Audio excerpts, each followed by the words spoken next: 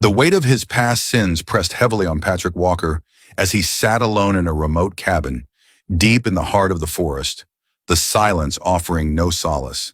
The memories clawed at him, each mistake replaying in his mind like a broken record.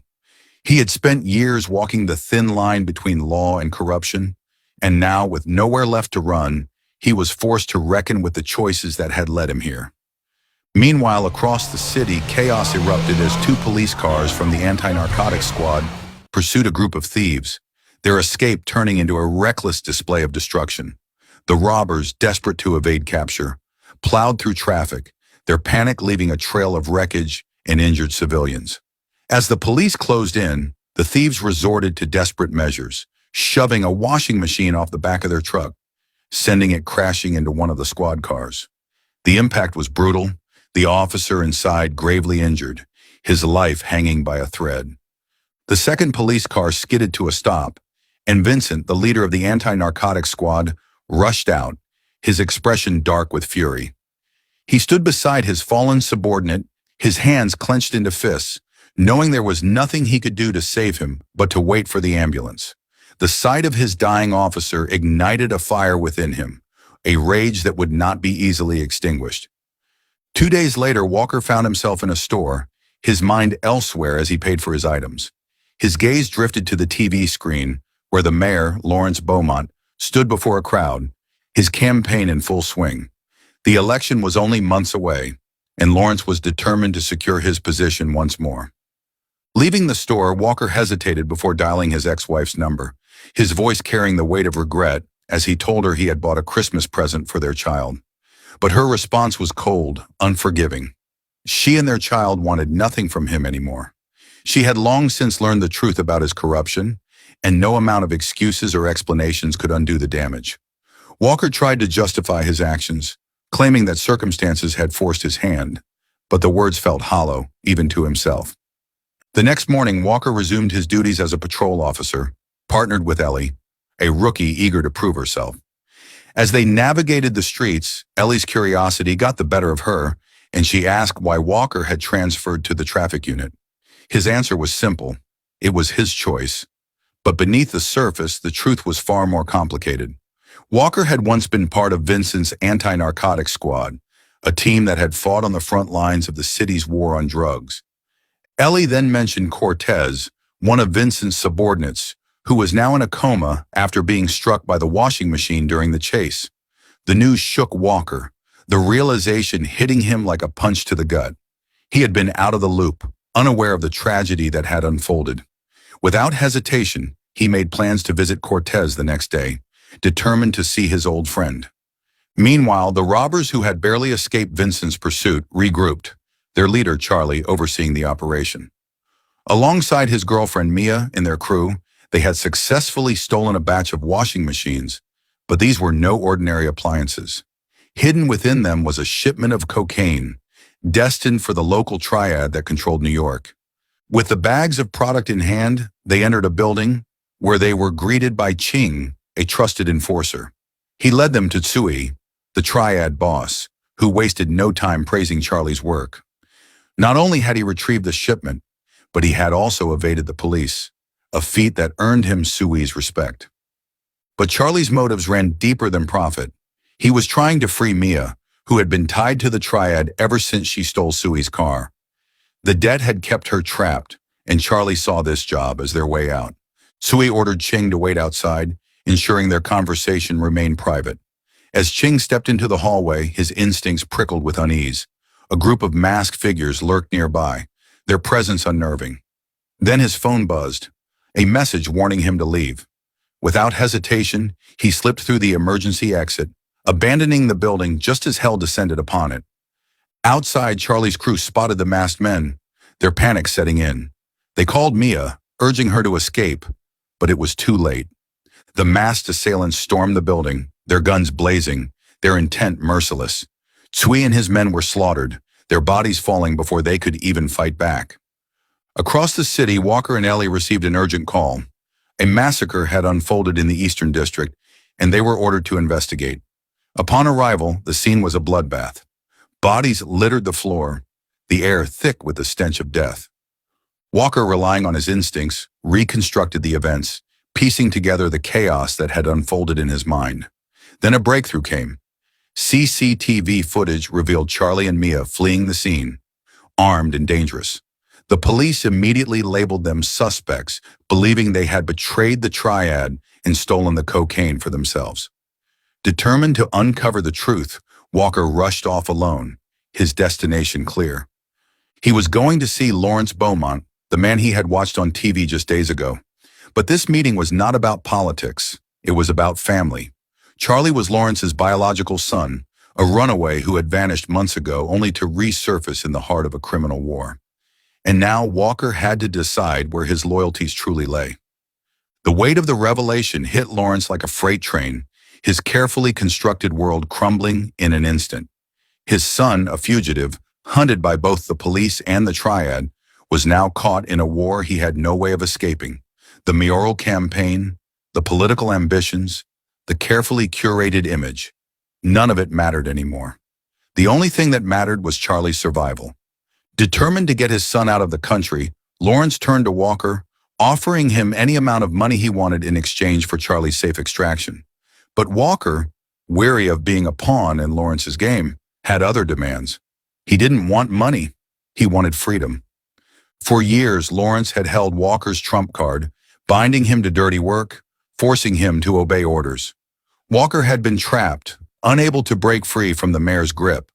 But now, with Charlie's life on the line, he saw an opportunity. If he saved Charlie, Lawrence had to let him go. No more orders, no more control. Forced by the circumstances, Lawrence reluctantly agreed, knowing he had no choice. The next day, Walker made his way to the hospital, his mind clouded with thoughts of Cortez, his former squad mate who now lay in a coma. Upon arrival, he was met by Vincent, the head of the anti-narcotics squad, flanked by his subordinates, Hayes and Jake. Their expressions were tight with frustration, their patience long since worn thin. Walker had taken too long to visit Cortez, and they weren't happy about it. He explained that he had only learned about the accident the night before, but the words felt hollow, the tension between them undeniable. Once, Walker had been Vincent's subordinate, a trusted member of the anti-narcotics squad. They had been close, bound by the same secrets and sins. But after Walker's transfer to another division, their bond had fractured, leaving behind resentment and unanswered questions. Inside Cortez's room, Walker met Cortez's wife, her eyes filled with quiet sorrow. She asked why her husband had grown restless, why the anti-narcotics squad had changed him. And then the memories came flooding back. A year ago, Walker had been part of something far darker than he had ever admitted. The anti-narcotics squad, the very unit meant to fight crime, had been producing cocaine for sale, their corruption woven deep into the system. Then one day, a police officer from another division stumbled upon their illegal factory, unknowingly walking into a death sentence. Vincent, ruthless and unforgiving, had ordered the officer's execution, ensuring that no trace of their operation remained. Walker and Cortez had never wanted to be corrupt, but Vincent had forced their hands, dragging them into a world they could never escape. And Lawrence had known all along. The mayor had used their crimes against them, holding their secrets like a loaded gun, forcing them to work for him, ensuring their loyalty through fear. Meanwhile, across the city, the triad's big boss arrived, a woman known only as Mother, the matriarch of the organization, the mother of Sui and Ching's older sister. She had come all the way to America, her rage simmering beneath the surface, her vengeance inevitable. Standing before Sui's lifeless body, she swore revenge, her fury unrelenting. Seeking answers, she turned to Ching, the only survivor of the massacre. But her patience was non-existent. She executed his men without hesitation, leaving Ching trembling in fear. Desperate to save himself, Ching pointed the blame at Charlie and Mia, claiming they had betrayed the triad, that they had killed Sui. And then he revealed the final piece of the puzzle. Charlie was the son of Lawrence Beaumont. Elsewhere, Charlie and Mia hid in a junkyard, seeking refuge in the shadows of Raul's salvage yard. Raul, Mia's uncle, was their only lifeline, working to forge their fake passports, their ticket out of the country. But Raul knew the truth. The police would find them eventually, and staying in one place was a death sentence. He urged them to keep moving, to meet him later at a nightclub where he would deliver their passports. Meanwhile, Walker arrived at the police station, searching for any leads on Charlie and Mia. His investigation led him to Raul's salvage yard, and upon arrival, he immediately sensed deception. Raul, frightened, rushed inside, attempting to hide the passports, but Walker was too sharp to miss the signs. He confronted Raul, demanding to know where Charlie and Mia were. At first, Raul refused to speak, unwilling to betray his niece. But then, Walker revealed the truth. He had been sent by Lawrence, Charlie's father, to save them. Faced with no other choice, Raul confessed, admitting that he had arranged a meeting at a nightclub that evening. Meanwhile, Mother's men orchestrated a traffic jam, their target clear. Lawrence's car. The attack was swift, brutal, and within moments Lawrence was taken, his fate uncertain. That evening, Mother sat with Ching, her mind calculating, her vengeance unfolding. Then her lackey arrived, dragging in two terrified individuals, Charlie and Mia's friends. Afraid for their lives, they spilled everything, revealing that Charlie and Mia were at the nightclub, waiting for Raul's arrival. Without hesitation, Mother ordered her men to move, sending her personal assassin to hunt them down. The nightclub would soon become a battlefield. Inside the crowded nightclub, Walker moved quickly, scanning the dimly lit space until he found Mia. Without wasting time, he confronted her, demanding to know where Charlie was. He explained that he had been sent by Lawrence to get them to safety, but his suspicion lingered. He still believed that she and Charlie were behind the massacre. Mia, frustrated by the accusation, swore that they had nothing to do with it, insisting that the attack had been carried out by three masked men wearing hockey masks. Before Walker could respond, the situation shifted again. Vincent, Hayes, and Jake arrived, moving through the club with purpose. Mia's expression tensed as she recognized Vincent, realizing that he had been one of the attackers. Vincent stepped forward, asking Walker to hand over Mia, but Walker refused, now certain that Vincent and his team were responsible for the massacre. Then everything spiraled into chaos.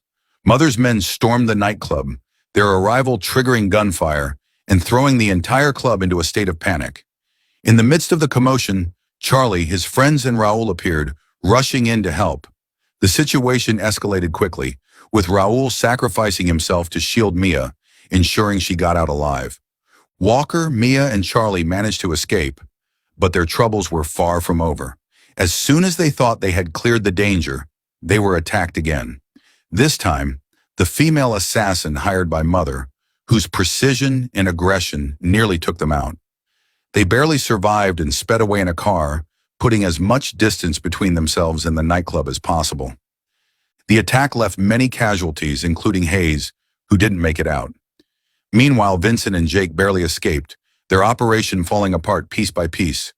During the drive, Walker called Ellie, warning her about Vincent, Hayes, and Jake's involvement in the massacre, and urging her to get to Cortez before it was too late. At the hospital, Ching moved through the corridors, his real agenda becoming clear. Vincent had been working with him, aiming to steal the cocaine shipment that Charlie had unknowingly transported.